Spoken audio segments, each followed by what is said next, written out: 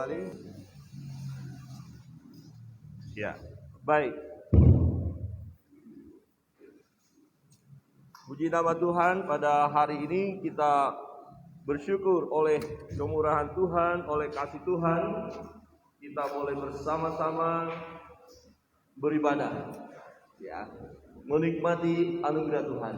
Yang pujian tadi berkata bahwa kita rindu menikmati hadirat Allah, walaupun sedikit terganggu dari sebelumnya, di mana kita harus pakai masker, tetapi saya mohon diizinkan untuk membuka masker saya. Mengapa?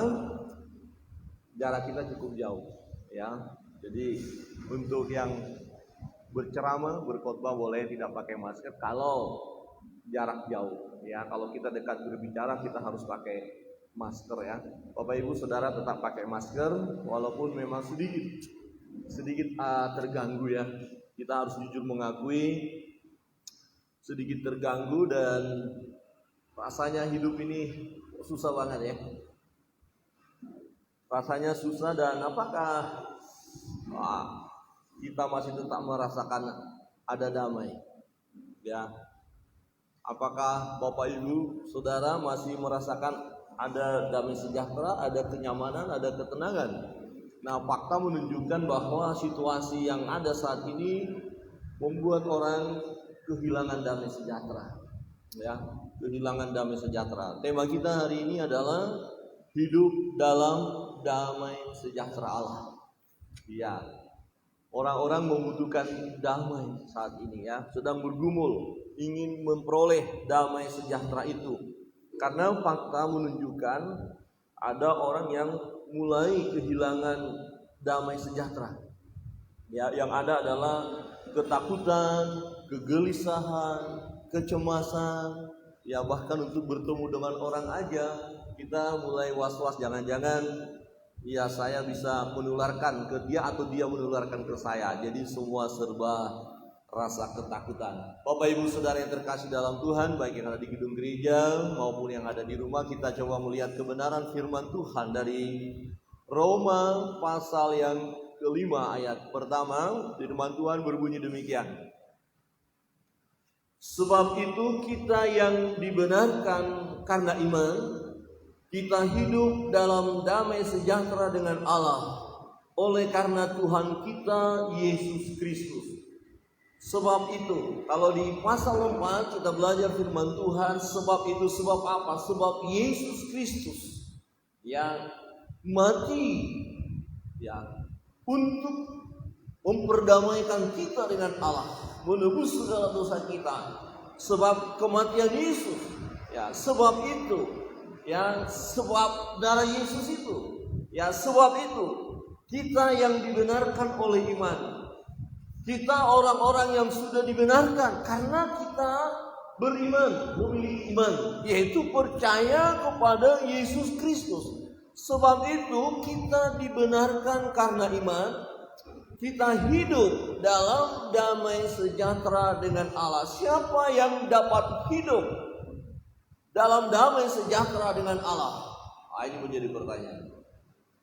Ya, apakah kita sungguh-sungguh mengalami damai sejahtera Allah?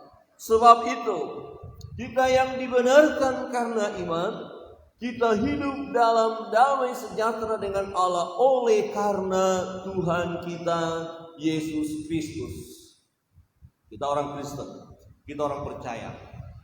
Saudara percaya Tuhan, punya iman. Betul? Amin. Punya iman? Coba lihat kiri kanan dan tanya, punya iman? Kemudian betul ada damai. Yang ada damai atau kegelisahan, ketakutan, kecemasan, mulai rasa bimbang dalam hidup ini. Ya, saya mendengar ya ada orang yang mulai berkeluh kesah. Susah banget hidup ini. Ya, kok susah betul? Ya, kapan berakhir penderitaan ini? Apa benar ada damai sejahtera? Ya, kita berkata kita orang Kristen, kita orang percaya, memiliki iman, tapi fakta yang kita alami, situasi yang ada seakan-akan membuat kita kehilangan damai sejahtera. Apakah benar ada damai sejahtera bersama dengan Allah dalam kehidupan kita saat ini. Ya, di masa sukar ini, saudara yang terkasih di dalam Tuhan. Ya, masa sukar yang terjadi saat ini dapat membuat kita kehilangan damai sejahtera itu. Jangan kaget kalau saudara ketemu dengan orang mulai tidak percaya diri lagi untuk menjalankan hidup ini. Jangan kaget kalau saudara bertemu dengan orang yang sudah mulai berkeluh kesah, mulai bersungut-sungut, mulai stres. Ya, saya membaca berita-berita, rupanya angka bunuh diri meningkat di masa pandemi. Ya, depresi, ada yang depresi. Ada yang sudah tidak mengerti lagi bagaimana cara menjalankan kehidupan ini. Masa sukar bisa membuat kita kehilangan damai sejahtera. Ya, bahkan bisa merasa Tuhan tidak menyertai kita. Buktinya kita dibiarkan saja. Mana mujizatnya? Mana kesembuhannya? Tadinya baik-baik, tadinya sehat, tadinya kuat, loh kok tiba-tiba sudah tiada. Di mana Tuhan? Ya, bagaimana saya bisa menjalankan kehidupan yang seperti saat ini? Sangat susah. Adakah Tuhan? Mulai goncang, mulai gelisah, mulai tidak ada damai, mulai tidak bisa tidur nyenyak. Mulai berpikir, mulai bertanya kepada Tuhan, masihkah ada Tuhan? Atau adakah Tuhan bersama dengan kita? Jangan sampai hanya sebatas slogan saja yang berkata Immanuel, Tuhan bersama dengan kita. Faktanya keadaannya seperti ini. Ya, Bapak Ibu, ada damai sejahtera? Hari ini ada damai sejahtera atau sudah mulai gelisah? Ini tantangan. Saudara yang terkasih dalam Tuhan, damai sejahtera sesungguhnya tidak tergantung situasi. Ini harus kita garis bawahi. Jangan karena semuanya beres, semuanya baik, nggak ada kesukaran, berkat-berkat mengalir, sehat, kita bilang ini baru damai sejahtera. Nah, terus ketika ada masa sukar, ketika ada penderitaan, ketika ada sakit, ketika ada kesulitan keuangan, ada damai? Fakta menunjukkan seringkali kita kehilangan damai. Mulai gelisah, mulai takut. Seringkali damai sejahtera kita bukan tergantung hubungan kita dengan Allah, tetapi tergantung dengan keuangan kita. Coba lihat, orang yang punya uang dengan yang gak punya uang, senyumnya lebih banyak yang mana? Lebih bagus yang mana? Lebih besar senyumnya yang mana? Bapak Ibu, yang ada uang atau yang gak ada uang? Kayaknya sih gak ada uang, ini gak ada senyum saya lihat. Oh, Pak Pendeta bukan gak senyum, ditutupi masker. Oh, Pak Samir tertawa lagi, berarti ada banyak uang ini. Amin. Kalau kita menggantungkan diri kita dengan apa yang kita miliki, pasti kita kehilangan damai sejahtera. Sebab yang kita miliki itu bisa hilang, bisa lenyap, bisa sekejap. Seperti embun di pagi hari, mulai ada matahari hilang. Kalau kita menggantungkan damai sejahtera kita dengan apa yang kita miliki, saudara akan kehilangan damai sejahtera. Saudara akan stres, saudara akan frustrasi hidup ini, saudara akan depresi. Sebab sewaktu-waktu yang saudara miliki bisa lenyap. Kita sudah belajar firman Tuhan beberapa minggu yang lalu. Kita harus rela kehilangan apa yang kita miliki. Sebab yang kita miliki sesungguhnya bukan milik kita, tetapi Tuhan. Kita harus mampu berkata seperti Ayub ketika dia mengalami masa sukar. Tuhan yang memberi, Tuhan yang mengambil, terpujilah nama Tuhan. Wah, luar biasa. Saya yakin dan percaya Pak Ayub ada damai di dalam hidupnya walaupun menghadapi masa sukar. Damai sejahtera tidak tergantung situasi. Jika semua baik, tidak ada kesukaran, kemudian kita berkata ini baru damai. Tidak. Tetapi pada masa sukar pun tetap ada damai sejahtera bersama dengan Allah. Jadi damai sejahtera tidak tergantung dengan situasi, dengan apa yang kita miliki, tetapi tergantung dengan hubungan kita dengan Allah. Damai sejahtera itu ada di sini, di hati kita, di dalam hidup kita. Tenang, bukan di dompet kita, bukan ya di dalam lingkungan kita. Lingkungan bisa hiruk pikuk, bisa mulai ada kekacauan, tetapi kalau hubungan kita dengan Tuhan tetap terjalin mesra, komunikasi kita bergaul karib, bergaul akrab dengan Tuhan, kita akan berkata tenang. Sewaktu-waktu bisa kita kehilangan damai sejahtera oleh situasi yang ada, oleh peristiwa yang kita alami. Jiwa kita bisa gundah gulana. Sang pemazmur pernah merasakan, dia mulai gelisah, yang gundah gulana, punya masalah, punya beban, dan dia berkata, hai jiwaku, mengapa engkau gelisah di dalam diriku? Berharaplah kepada Tuhan. Wow, ini menarik sekali. Kita ngomong sama diri kita. Coba praktekkan Bapak Ibu. Ketika sudah mulai stres, belum depresi, jangan sampai depresi. Kalau stres, hampir semua kita pernah stres. Yang bapak-bapak, ya dalam pandemi ini yang punya anak, bapak-bapak dan ibu-ibu, stresnya meningkat. Karena anaknya tanya, Pak, ini kali ini berapa Pak? Aduh, kali-kali.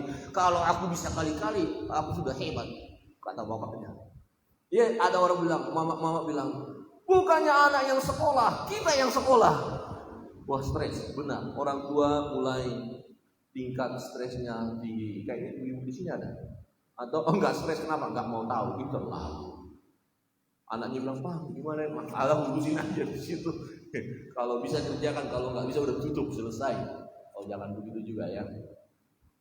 Bapak Ibu Saudara yang terkasih dalam Tuhan, ya bagaimana caranya supaya kita betul mengalami damai sejahtera walaupun situasinya sulit, masa sukar, masa pandemik ini. Jangan sampai kita kehilangan damai sejahtera. Segala peristiwa yang kita alami, kesulitan ini mau menghancurkan hidup kita. Kalau saudara sudah kehilangan damai sejahtera, ini akan membahayakan hidup kita. Ya, makan jadi nggak nyaman.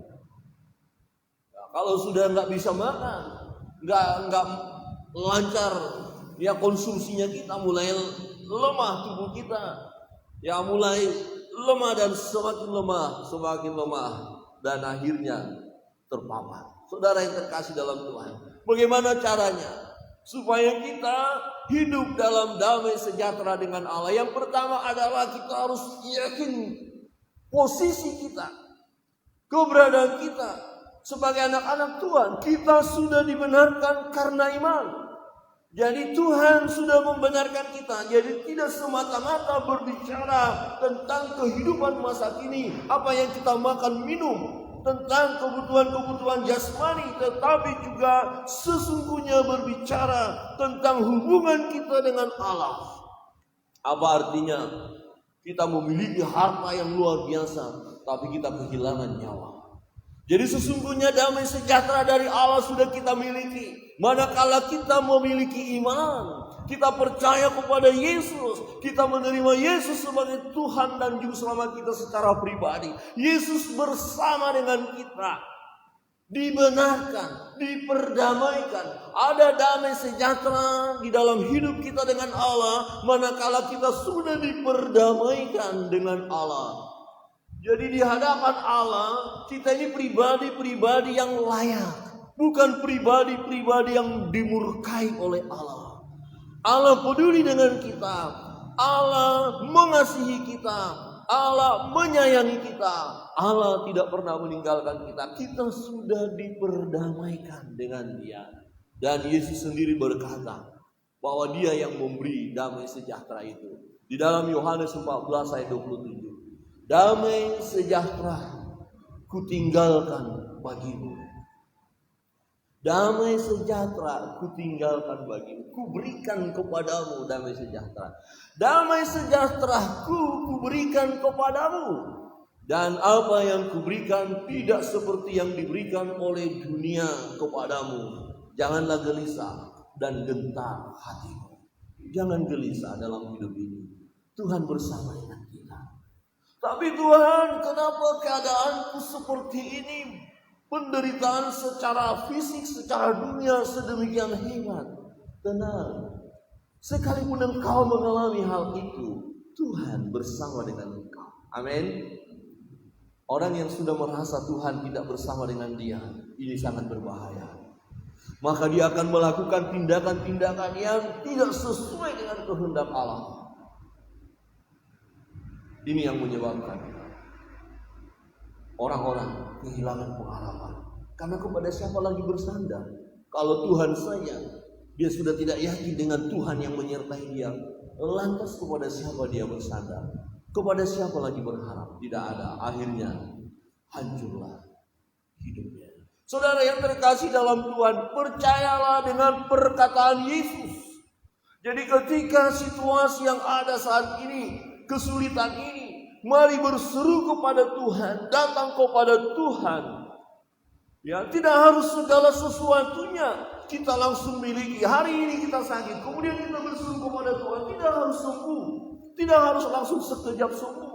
Bisa saja langsung sembuh, tapi bisa juga tidak. Bisa saja kita bersama dengan penyakit itu ada di dalam tubuh kita, tapi kita tidak kehilangan damai sejahtera. Kita bisa tetap tenang, kita bisa menerima keadaan, kita tetap bisa bersyukur, kita tetap berkata puji Tuhan. Kasih karunia Tuhan ada bagiku, sekalipun belum diselesaikannya masalahku. Karena Tuhan memberi kekuatan kepada kita. Tuhan bersama dengan kita. Jadi damai sejahtera Tuhan tidak seperti damai sejahtera yang diberikan oleh dunia. Jadi Tuhan beri damai itu di dalam hati kita. Tidak tergantung keuangan kita. Tidak tergantung kesehatan kita. Tidak tergantung dengan hubungan kita dengan sesama. Bisa saja orang lain menyakiti hati saudara, membenci saudara, menzolimi saudara. Tapi hati saudara ada tetap damai. Karena apa? Hubungan dengan Tuhan. Saudara yang terkasih dalam Tuhan, kita diperdamaikan dengan Allah. Kapan pembenaran kita terima? Saudara yang terkasih dalam Tuhan, ini menarik. Jadi kita dibenarkan, hubungan kita dengan Allah jelas. Perhatikan, ketika kita masih lemah. Ya, ketika kita masih lemah, ayat 6. Karena waktu kita masih lemah, Kristus telah mati untuk kita, orang-orang durhaka, pada waktu yang ditentukan oleh Allah. Tadinya kita ini orang-orang durhaka, orang-orang kafir, ya, penyembah berhala, melakukan perbuatan yang tidak benar. Waktu kita masih hidup dalam kehidupan yang lama itu, masih lemah, masih tak berdaya, sesungguhnya Kristus telah mati untuk kita. Nah itu. Jadi kita bukan dengan usaha kita, perbuatan kita dibenarkan. Bukan dengan usaha perbuatan kita kemudian kita mengalami damai sejahtera dari Allah. Bukan. Waktu kita masih lemah, saudara masih lemah, saudara belum bertobat, Tuhan Yesus, ya, Kristus telah mati untuk kita waktu kita masih durhaka. Jadi jalan pendamaian itu, jalan pembenaran itu, supaya kita layak di hadapan Allah, telah Allah kerjakan di dalam Kristus Yesus Tuhan kita. Ketika kita masih lemah. Ini yang sangat indah sekali. Wah, bersyukur. Posisi saya, status saya orang yang dibenarkan. Bukan karena perbuatan kita, bukan karena perbuatan saudara, tapi karena kasih Tuhan. Ketika kita masih berdosa, ya, di ayat 8. Akan tetapi Allah menunjukkan kasih-Nya kepada kita oleh karena Kristus telah mati untuk kita ketika kita masih berdosa. Jadi bukan kita harus berbuat baik dulu, kita harus benar dulu, kita harus hidup kudus dulu, baru Allah melayakkan kita, baru Kristus mati untuk kita. Enggak, waktu kita masih berdosa. Artinya begini, kalau waktu kita berdosa saja Kristus mati untuk kita, Bukankah kita lebih lagi layak di hadapan Allah setelah dikuduskan oleh Tuhan oleh karena iman kita kepada Yesus? Jadi ada damai sejahtera bersama dengan Allah oleh karena Yesus Kristus mati untuk kita. Kita sudah diperdamaikan dengan Tuhan. Sehingga ketika waktunya tiba, kita meninggalkan dunia, kita akan bersama-sama dengan Tuhan, dengan Allah. Amin.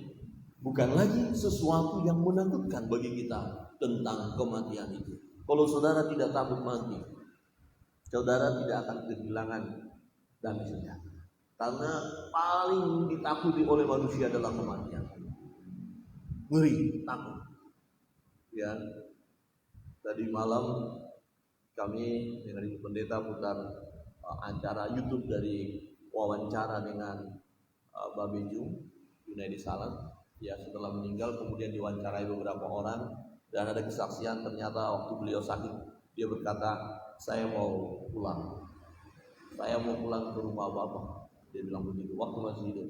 Saya siap, saya rindu. Waktu beberapa bulan sebelumnya dia sakit dan dia berkata, aku mau pulang, tapi dia melihat suatu penglihatan dan seperti ada tangan Tuhan berkata belum. Akhirnya dia masih belum pergi. Tapi Januari, ya beberapa hari yang lalu, ya dia keadaan sakit dan dia berkata, saya mau pulang. Jadi bukan satu ketakutan lagi karena hubungan dengan Allah. Ya, sakit bisa, itu hanya satu proses yang kita alami. Jadi jangan ketika kita sakit kemudian kita mulai ketakutan yang luar biasa. Nah, orang yang takut berarti dia kehilangan damai sejahtera. Ketika dia punya problem dia sudah mulai ketakutan luar biasa. Adakah karena ketakutan kita, kecemasan kita bisa menambah sehasta saja jalan hidup kita? Tidak. Ketakutan, kecemasan, kekhawatiran hidup ini tidak memberikan jalan keluar, justru hanya memperberat persoalan hidup. Tetapi kita yakin kita sudah diperdamaikan dengan Tuhan. Kita mengalami damai sejahtera. Berikut, bahkan ketika kita masih seteru, masih musuhan dengan Tuhan, seteru dengan Allah, apa yang terjadi? Ayat 10. Sebab jikalau kita ketika masih seteru diperdamaikan dengan Allah oleh kematian anaknya, lebih-lebih kita yang sekarang telah diperdamaikan pasti akan diselamatkan oleh hidupnya. Kira-kira begini, ada seseorang yang butuh pertolongan, dan untuk orang ini saya harus korbankan harga yang sangat besar. Saya harus korbankan harga yang sangat besar dan saya sudah korbankan itu. Kemudian orang ini bergumul, hanya 1/10 katakanlah dari apa yang saya korbankan untuk menolong dia. Masakan saya tidak menolong dia? Ya, harga yang besar saja sudah saya korbankan. Kemudian dia sudah mengalami damai sejahtera itu. Kemudian dia punya problem, punya masalah. Saya akan bisa tolong dia hanya 1/10 dari korban yang semula. Masa saya tahan-tahan? Kira-kira begitu.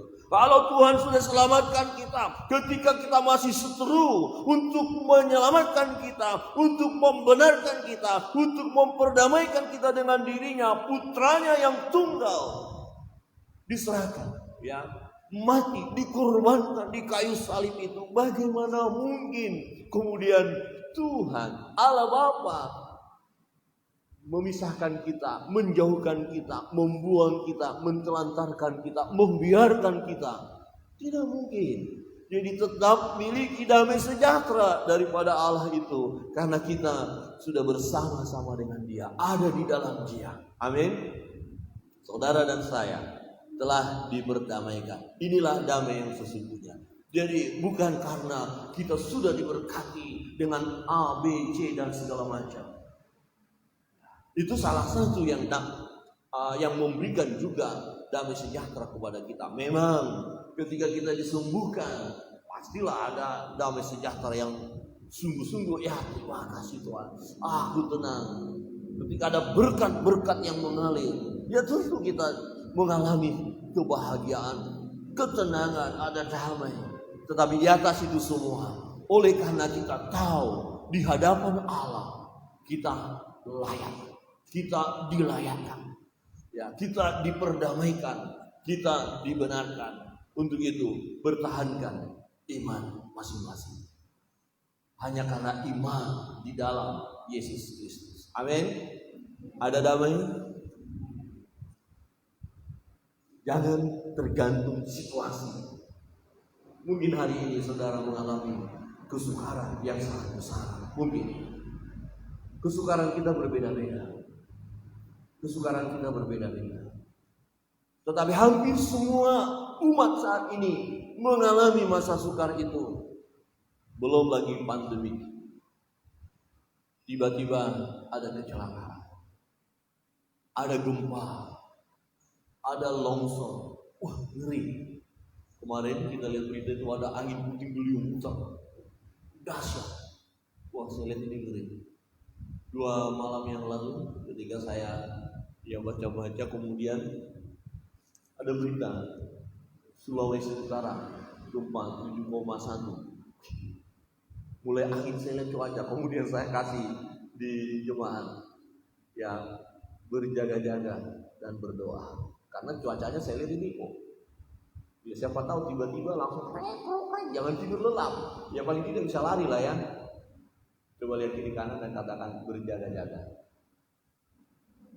Tapi jangan kehilangan damai. Jangan saking berjaga-jaganya bangun sebentar, jalan lagi, bangun sebentar. Enggak. Berjaga Tuhan, kuserahkan tubuh, jiwa dan rohku kepadamu. Amin. Klub selesai.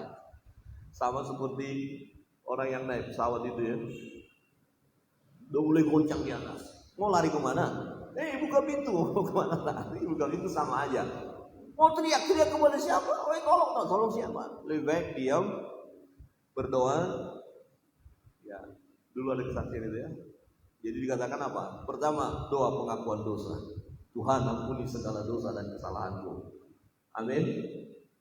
Halo, tolong ya Bapak Ibu, ketika suasana tolong mengaku dosa dulu lah. Biar beres ya. Setelah pengakuan dosa baru Tuhan serahkan hidup, tubuh, jiwa dan roh kepadamu. Apapun yang terjadilah. Damai. Nah, tetapi persoalannya kan kita masih hidup. Ya, kalau langsung diangkat selesai. Tapi saya harus bergumul dengan masa sukar ini. Saya harus mengalami penderitaan ini. Ya, bersama-sama kita mengalami. Nah, supaya damai sejahtera dengan Allah tetap kita miliki, kita rasakan. Ya, kita yakin betul-betul ada damai. Bukan berarti nggak ada masalah. Bukan berarti nggak ada pergumulan. Tetap kita bergumul, tetap kita menghadapi persoalan itu. Dan ketika kita menghadapi, maka yang kedua adalah kita harus terus mengarahkan pandangan kepada garis akhir akan menerima kemuliaan dari Tuhan. Artinya, sebagai orang yang sudah dibenarkan di hadapan Allah, persoalan hidup ini masih tetap harus kita alami. Suka duka silih berganti. Nah, itu kehidupan. Kita harus ada di situ. Nah, waktu kita mengalami itu semua, tetapi pandangan kita jelas kepada garis akhir, yaitu kemuliaan dari Tuhan. Dunia ini akan berakhir, dunia ini akan kita tinggalkan, segala sesuatu akan kita tinggalkan. Tetapi ketika kita masih ada di dalam, segala peristiwa yang ada di dalam dunia ini harus kita alami, termasuk kesengsaraan, kesukaran itu, kita ada di dalam. Tetapi ketika kita menjalankannya, terus mengarahkan pandangan kepada tujuan akhir. Ya. Di ayat 2, firman Tuhan berbunyi demikian. Oleh Dia kita juga beroleh jalan masuk oleh iman kepada kasih karunia ini. Di dalam kasih karunia ini, kita yang sudah mendapatkan kasih karunia Tuhan, kita sudah mendapatkan jaminan hidup yang kekal, keselamatan ini. Kita yang masih hidup saat ini, di dalam kasih karunia ini, kita berdiri dan kita bermegah dalam pengharapan akan menerima kemuliaan Allah. Kemuliaan Allah, janji Allah akan tergenapi dalam hidupku. Kemuliaan Allah yang akan datang, saudara akan dapatkan. Amin. Tetap arahkan kepada garis akhir. Maka kita harus bermegah ketika ada kesengsaraan, ketika ada kesukaran, bermegah.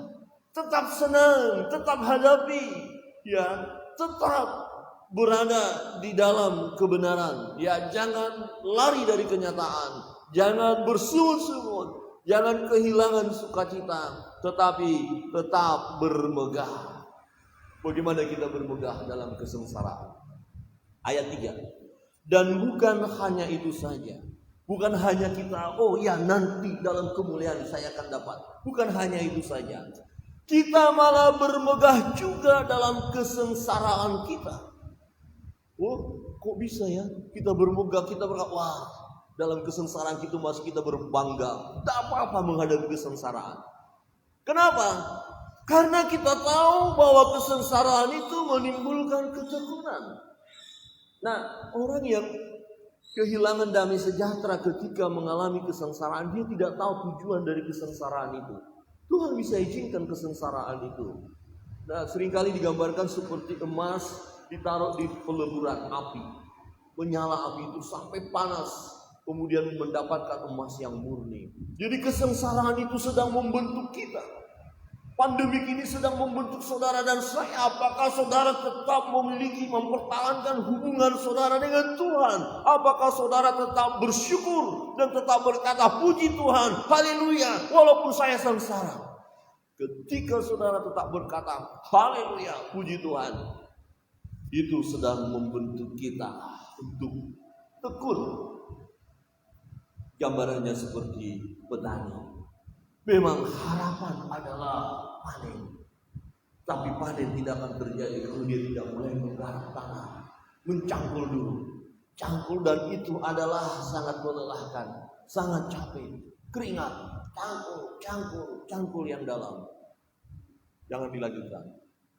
Menanam jagung di kebun kita, cangkul yang dalam, capek. Tapi karena terus, kalau saudara coba bertani ada lahan, cangkul udah capek, kalau tinggalkan capek. Ya Pak Yus, saya lihat sampai ke Kintamani ada proyek di sana. Coba kalau ada lelah, ya 1 kali aja, tinggalkan begitu saja. 3 bulan akan panen. Panen apa? Rumput? Enggak. Tapi karena tekun, babat, suruh selesaikan, tumbuh, panen. Jadi ketekunan kita diawali dari kesengsaraan itu membuat kita tekun. Kemudian dari ketekunan apa yang terjadi, saudara yang terkasih dalam Tuhan? Di ayat 4. Dan ketekunan menimbulkan tahan uji, dan tahan uji menimbulkan pengharapan. Kalau 1 hari saja saudara tidak bisa makan karena situasi yang ada, kemudian saudara langsung meninggalkan Tuhan, berarti saudara tidak tahan uji. Kesengsaraan baru begini aja, tiap hari bersungut-sungut, terus berkata sebagai orang beriman, gimana?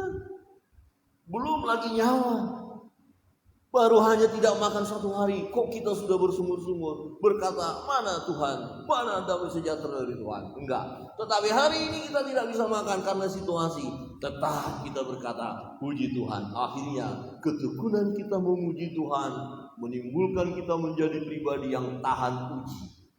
Coba lihat kiri kanan dan katakan, walaupun tidak kedengarannya karena ada masker, dari hati ke hati pun bolehlah. Penting lihat aja, tahan uji gitu. Ya, pokoknya begini aja deh. Walaupun tidak ngomong hanya begini, tapi mengerti. Tahan uji, ya. Kasih mata sedikit ya mainnya. Tapi jangan main mata. Ya. Apa artinya? Tahan uji. Amin.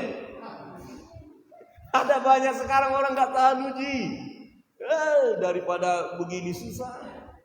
Coba saudara di pekerjaan misalnya, Papa, itu ada itu, selesaikan.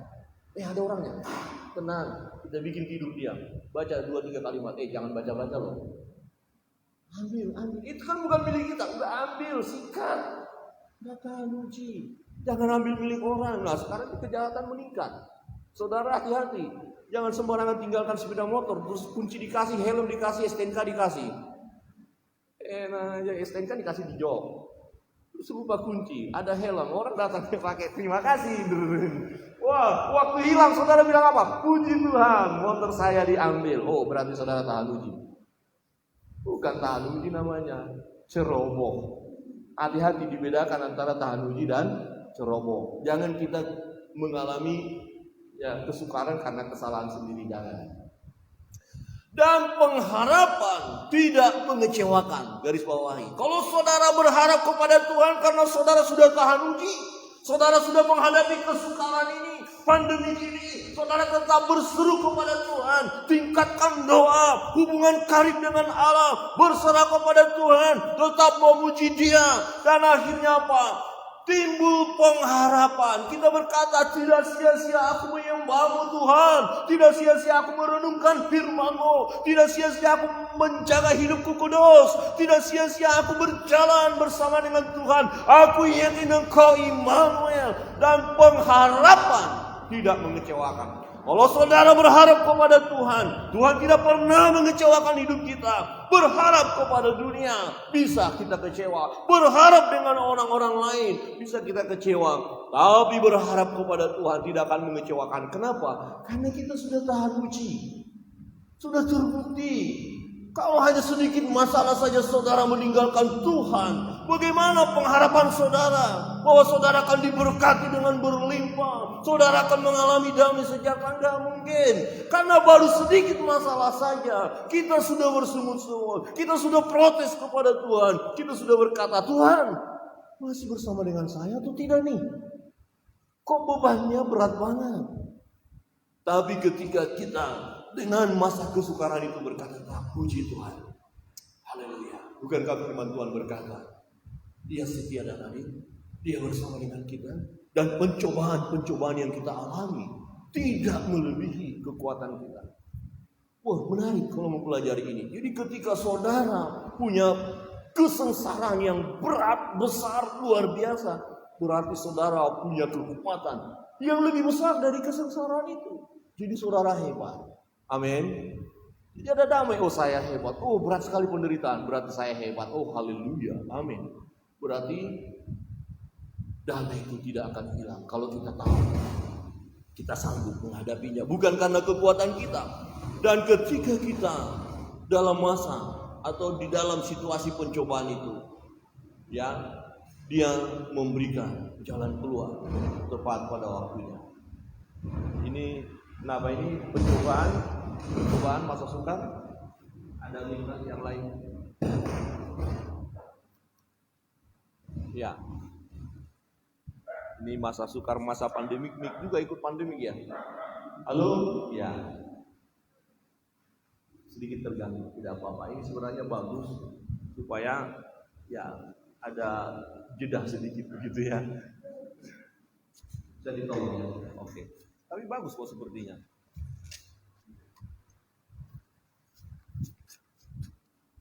Baik, terima kasih untuk Bung Erwin. Ya, pengharapan tidak mengecewakan. Berharap kepada Tuhan. Dia hidup, Dia ada. Ya, tadi malam juga kami melihat ada satu tayangan, ada seorang bapak percaya kepada Tuhan.